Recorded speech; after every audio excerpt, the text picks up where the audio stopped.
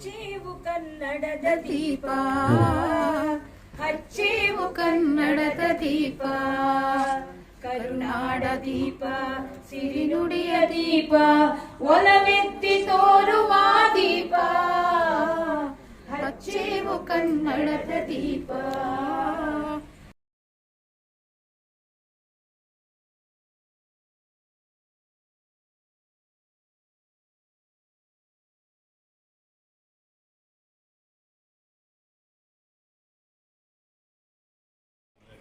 ವತಿಯಿಂದ ಈ ದಿನ ಚಿಕ್ಕದಾಗಿದ್ದರೂ ಚೊಕ್ಕದಾಗಿ ಒಂದು ಅಚ್ಚುಕಟ್ಟಾದ ಕಾರ್ಯಕ್ರಮವನ್ನು ನಮ್ಮ ಡಾಕ್ಟರ್ ಕೃಷ್ಣ ಅವರು ಮತ್ತು ಅವರ ಬಳಗ ಎಲ್ಲ ಸೇರಿ ಕಾರ್ಯಕ್ರಮವನ್ನು ಆಯೋಜಿಸಿದ್ದಾರೆ. ಮೊದಲಿಗೆ ನಮ್ಮ ವೇದಿಕೆಯ ಮುಂದೆ ಏನು ತಾವು ಎಲ್ಲ ಒಂದು ಪ್ರೇಕ್ಷಕರಾಗಿ ಗಣ್ಯರಾಗಿ ಎಲ್ಲರೂ ತಾವು ಮುಂದೆ ಆಸನರಾಗಿದ್ದೀರಿ, ಮೊದಲಿಗೆ ನಾನು ನಿಮಗೆ ಸ್ವಾಗತವನ್ನು ಬಯಸ್ತೀನಿ. ಯಾಕಂದರೆ ಈ ಕಾರ್ಯಕ್ರಮ ನಿಮ್ಮಿಂದ, ನಿಮಗಾಗಿ, ನಿಮಗೋಸ್ಕರ. ಮತ್ತು ನಮ್ಮ ಈ ಕಾರ್ಯಕ್ರಮಕ್ಕೆ ವೇದಿಕೆ ಮೇಲೆ ಆಸೀನರಾಗಿರ್ತಕ್ಕಂಥ ಎಲ್ಲ ನನ್ನ ಅಕ್ಕಂದಿರು, ನನ್ನ ಅಣ್ಣಂದಿರು ಎಲ್ಲರಿಗೂ ನಾನು ಮತ್ತೆ ತಮಗೂ ಸ್ವಾಗತವನ್ನು ಬಯಸ್ತೀನಿ. ಇವತ್ತು ನಮ್ಮ ಕೃಷ್ಣಣ್ಣವರು ಹೇಳಿದಾಗೆ ಭಾನುವಾರ ಜೊತೆಗೆ ಮಳೆ ಎರಡೂ ಅಭಾವದ ವತಿಯಿಂದ ಇವತ್ತು ಒಂದಷ್ಟು ಪ್ರೇಕ್ಷಕರು, ಕಲಾಭಿಮಾನಿಗಳು ಬರೋದು ತೊಂದರೆ ಆಗಿದೆ. ಇರಲಿ, ನಮ್ಗೆ 10 ಜನ ಇದ್ದರೆ ಅದು 1000 ಜನಕ್ಕೆ ಸಮಾನ. ಹಾಗಾಗಿ ಇಲ್ಲಿ ಒಬ್ಬೊಬ್ಬರು ಇರೋರು ಕೂಡ 100 ಜನಕ್ಕೆ ಸಮಾನ ಅಂತ ನಾನು ಹೇಳೋಕ್ಕೆ ಇಚ್ಛೆ ಪಡ್ತೀನಿ. ಮತ್ತೆ ಇವತ್ತು ಎಲ್ಲೋ ಒಂದು ಕಡೆ ನಮ್ಮ ನಾಡು, ನುಡಿ, ಜಲ, ನೆಲ, ಭಾಷೆ ಅಂತ ಬಂದಾಗ ನಿಧಾನವಾಗಿ ಎಲ್ಲ ಹಳಸಿ ನಾಶವಾಗಿ ಹೋಗ್ತಾ ಇದೆ.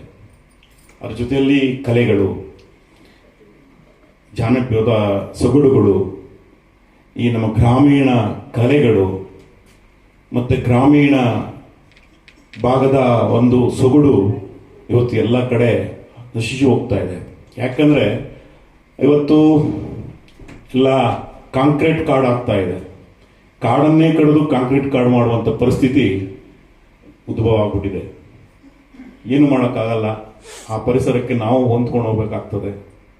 ಮತ್ತು ಅಚ್ಚುಕಟ್ಟಾಗಿ ಒಂದಷ್ಟು ಜನ ಪಾಪ ಕರಕ ಗಾಯನಗಳನ್ನ ಆಡಿದ್ರು. ಅವರು ಇನ್ನೂ ಒಂದಷ್ಟು ಅಚ್ಚುಕಟ್ಟಾಗಿ ಇನ್ನೂ ಸರಿಯಾದ ಅಭ್ಯಾಸಗಳನ್ನ ಮಾಡಿಕೊಂಡು ಹೆಚ್ಚು ಸಾಧನೆ ಮಾಡಲಿ, ಮುಂದುವರಿಲಿ ಅಂತ ಹೇಳ್ತಾ, ಮತ್ತು ಈ ಕಾರ್ಯಕ್ರಮ ನಿಜವಾಗ್ಲೂ ನನಗೆ ಸಂತೋಷ ತಂದಿದೆ. ಅದಕ್ಕೊಂದು ಸಣ್ಣ ಒಂದು ತಾತ್ಪರ್ಯ ಹೇಳಬೇಕಾಗ್ತದೆ. ಈ ಅಪರೂಪಕ್ಕೆ ನಾರದ ಮುನಿಗಳು ಕಾಡಿನ ಮೂಲಕ ಭೂಮಿಗೆ ಬಂದು ಅಪರೂಪಕ್ಕೆ ನಡ್ಕೊಂಡು ಬರ್ತಾ ಇರ್ತಾರೆ. ನಡ್ಕೊಂಡು ಬರುವಾಗ ಒಬ್ಬ ದೇವತಾ ಮನುಷ್ಯ, ದೇವತೆಯರಿಗೆ ದೇವತೆ ಬಂದಾಗ ಅವರುಗಳಿಗೆ ಯಾವುದೇ ಒಂದು ತೊಡಕುಗಳ, ಆತಂಕಗಳು ಇರಲ್ಲ. ಅದು ನಡ್ಕೊಂಡು ಬರುವಾಗ ಅವರ ಕಾಲಿಗೆ ಒಂದು ಏನೋ ತಗಲುತ್ತೆ. ಆಗ ಅವರು ನನಗೆ ಕಾಲಿಗೆ ಏನು ತಗಲುತ್ತೆ ಅಂತ ನೋಡಿದಾಗ ಒಂದು ಮನುಷ್ಯನ ಕಾಲಿ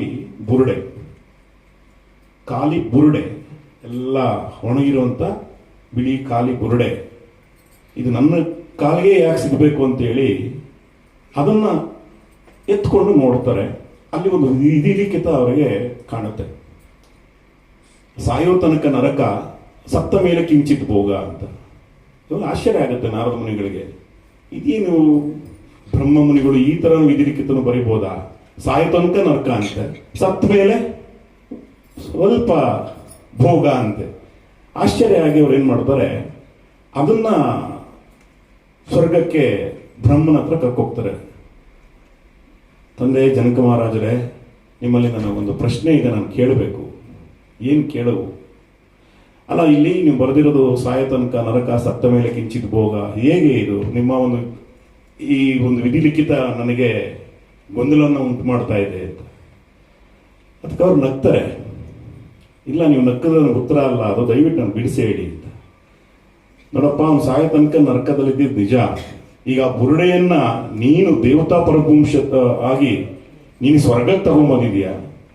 ಈಗ ಅದು ಸ್ವರ್ಗಕ್ಕೆ ಬಂದ ಮೇಲೆ ಈಗ ಭೋಗ ತಾನೆ, ಆ ಭೋಗ ಸಿಕ್ಕಿದೆ, ಈಗ ಅವನಿಗೆ ನರಕ ಹೋಗಿದೆ ಅಂತ ಹೇಳ್ತಾರೆ.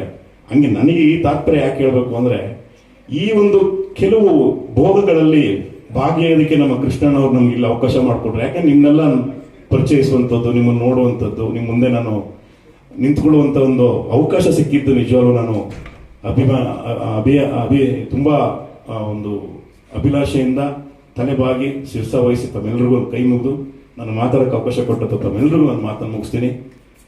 ಜೈ ಭುವನೇಶ್ವರಿ, ಜೈ ಕರ್ನಾಟಕ ಮಾತೆ. ನಮಸ್ಕಾರ. ಇವರು ಯಾವುದೇ ಕೆಲಸ ಆದರೂ ಅಷ್ಟೇ ಮುಂದೆ ನಿಂತರೆ ಏನೇ ಆಗಲಿ ನೋಡೇ ಬಿಡೋಣ ಅಂತ ಮುನ್ನುಗ್ಗುವಂತ ಎದೆಗಾರಿಕೆಯನ್ನು ಉಳ್ಳವರಂತವರು. ಇವರಿಗೆ ಇವತ್ತು ನಾವು ಕರ್ನಾಟಕ ವಿಭೂಷಣ ಪ್ರಶಸ್ತಿಯನ್ನು ಕೊಟ್ಟು ಗೌರವಿಸ್ತಾ ಇದ್ದೀವಿ.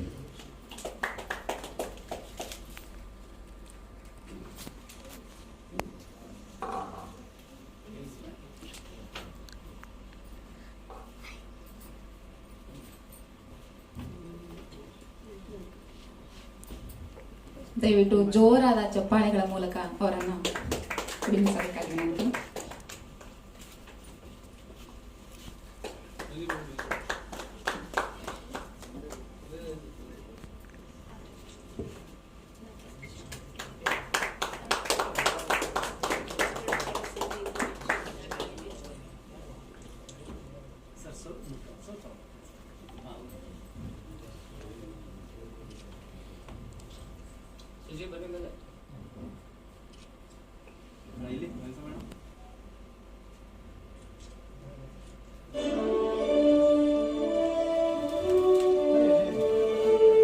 ಆನಂದ್ ಕುಮಾರ್ ಸರ್ ಅವರಿಗೆ ಧನ್ಯವಾದಗಳು.